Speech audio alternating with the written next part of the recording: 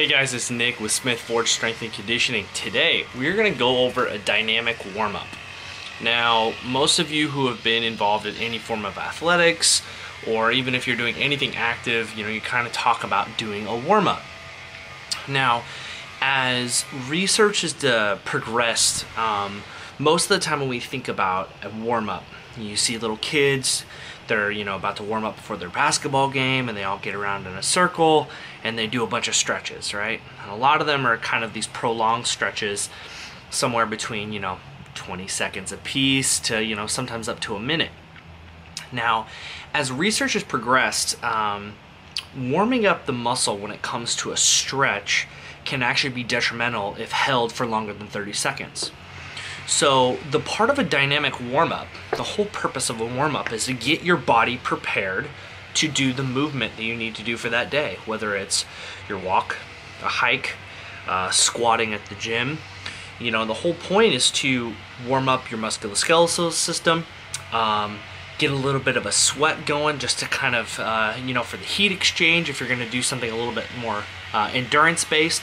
And also, most importantly, it's to warm up your central nervous system. Getting your body tuned up to be able to withstand the load or the exercise that you're about to do for that day. So today, the purpose of this video, I want to go through a few different movements that you can do. These are lower extremity based. So if you're, this would be dedicated to those who are hikers, walkers, runners, anybody who's about to do a leg day at the gym. All of these exercises would be important for you to do. These are not the only exercises that you can do. There's a lot of stuff that's out there, but these particular movements can be helpful for getting your legs and your core primed and ready to be able to perform your movements.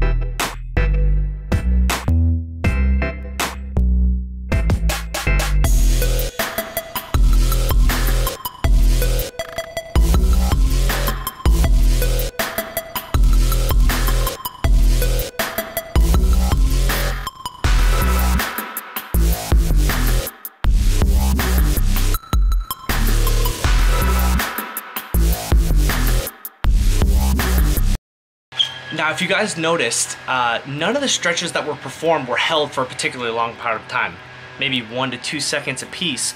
But what I'm doing is I'm going through the full available range of motion, right where you feel that tension, and then coming back. So I'm getting an active motion that I would normally do, but I'm not holding it for a prolonged amount of time. And the reason for that is the research shows that for a prolonged, what we call a static stretch, so something would be like, me reaching forward and trying to touch my toes.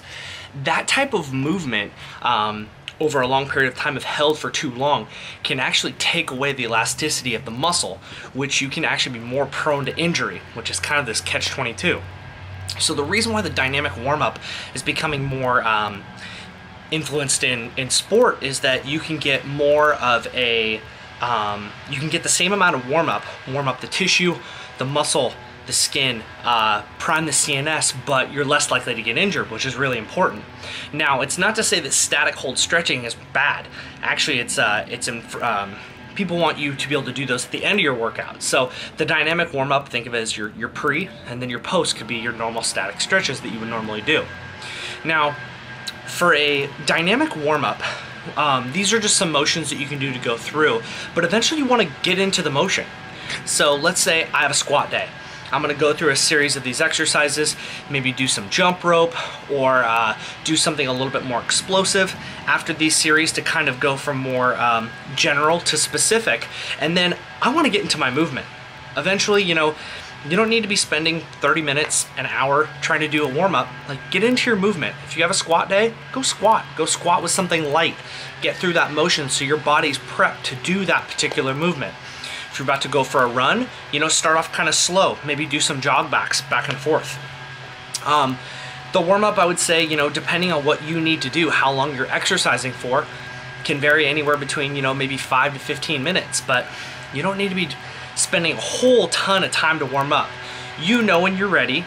If you feel like you're nice and warm, you got a little bit of a sweat going, it's time to get into your movement. I hope this was helpful for you guys. If you have any questions at all, feel free to contact me. Thank you very much for watching, and we'll see you next time.